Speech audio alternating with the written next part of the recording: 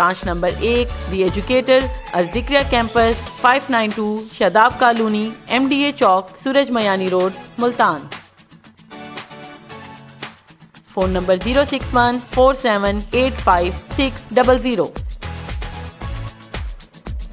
Branch number 2 the educator Nawabpur campus Nawabpur road नज़ जनूबी bypass Multan. Phone number 031373798083।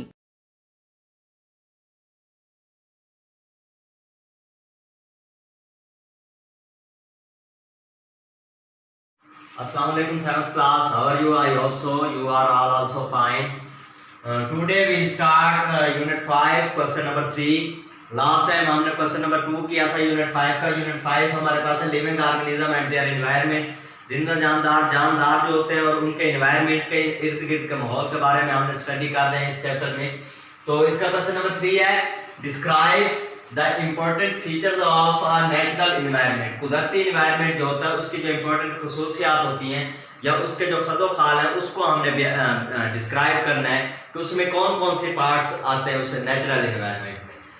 Important features of natural environment के heading देंगे आप, उसके बाद ये पॉइंट्स लिखेंगे। फर्स्ट पॉइंट हमारे पास है क्लाइमेट, सॉइल, उसके बाद लैंडस्केप और लास्ट है अदर लिविंग ऑर्गेनिज्म। ये चार जो इंपॉर्टेंट फीचर्स है नेचुरल एनवायरनमेंट की।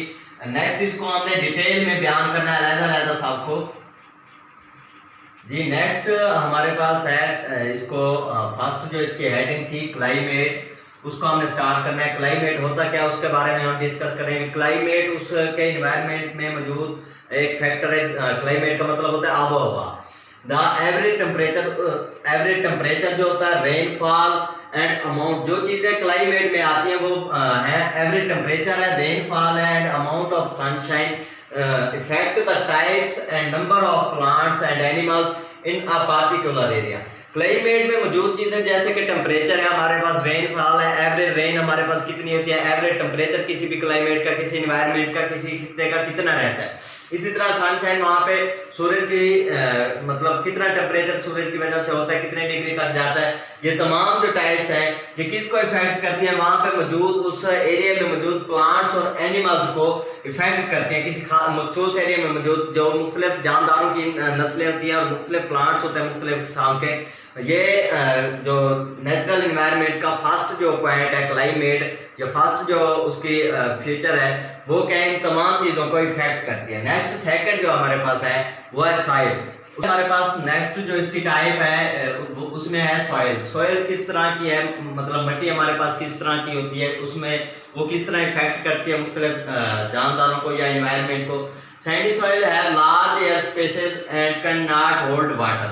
सैंडी सॉइल मिसाल के तौर पर जैसे हमारे पास रेत होती है, इस तरह की अगर रेतली जमीन है तो वो क्या करती है, कैन नॉट होल्ड वाटर, उसमें वो वाटर को होल्ड नहीं कर सकती। So they are light and dry, क्योंकि उसमें जो एयर स्पेसेस होती है वो बहुत ज्यादा होती है, लार्ज एयर स्पेसेस होती है उसके पार्टिकल्स के दरमियान, इसलिए वो क्या होती है बहुत लाइट और ड्राई और खुश्क होती है, वाटर उसमें नहीं रह सकता। इसके बाद नेक्स्ट जैसे है सैंडी सॉइल के साथ साथ क्ले सॉइल जो है, however clay soil have very fine particles with almost no air spaces। जो क्ले सॉइल होती है उसमें क्या होता है कोई भी एयर स्पेसेस नहीं होती, उसके पार्टिकल्स क्या होते हैं बहुत ज्यादा एक दूसरे के करीब होते हैं। So they can hold a lot of water, इसी रीजन की वजह से उसमें क्या होती है बहुत ज्यादा पानी वो होल्ड कर सकते हैं। And are heavy and weight, और इसी वजह से वो क्या होती है हैवी होती है, उसका वेट ज्यादा होता है बनिस्बत इसके सैंडी सॉइल के, और वेट और क्या होती है गीली होती है, जबकि ये क्या होती है सैंडी सॉइल क्या होती है ड्राई होती है, खुश्क होती है।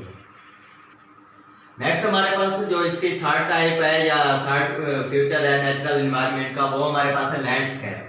लैंडस्केप मीन होता है कि मुख्तलिफ टाइप्स फार्म कौन सी है, किस किस्म की लैंड है, उसकी टाइप कौन सी है। तो द टाइप ऑफ, इसको अगर हम डिटेल में पढ़ें, the type of land form effects living organism, किस किस्म की लैंड है, ज़मीन किस किस्म की है, उसकी जो टाइप्स होती है वो लिविंग ऑर्गेनिज्म को, वहाँ पर रहने वाले जानदारों को इफेक्ट करती है।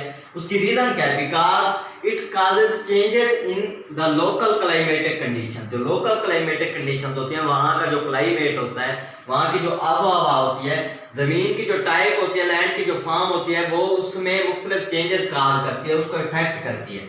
फॉर एग्जाम्पल जैसे कि अगर हम देखें, नोट करें, तो मिसाल के तौर पर हमारे पास the climate of valley is quite different. Valley का जो क्लाइमेट होता है हमारे पास, जो उसकी आबो हवा होती है, वो मुख्तलिफ होती है from the climate at the top of the mountain. अगर माउंटेन पहाड़ के टॉप पे हम देखें तो उस पे जो क्लाइमेट होता है वो चेंज होता है, लेकिन वैली में जो क्लाइमेट होता है वो इससे बिल्कुल मुख्तलिफ होता है। वो डिपेंड किस पे करता है? वो इसी लैंड फॉर्म की टाइप पे डिपेंड करता है। जिस तरह की लैंड फॉर्म होगी उसी तरह का क्या होगा, वहाँ का क्लाइमेट।